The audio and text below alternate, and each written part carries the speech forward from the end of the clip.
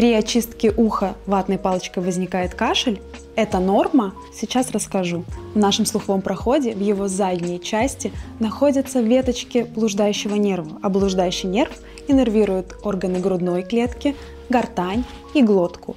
Соответственно, когда ватной палочкой вы задеваете эту ветку, возникает рефлекс, вы начинаете кашлять.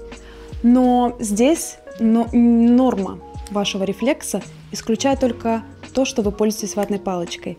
Это нужно изменить. А как чистить уши и более подробно про ваш слух вы узнаете в ссылке по описанию ниже.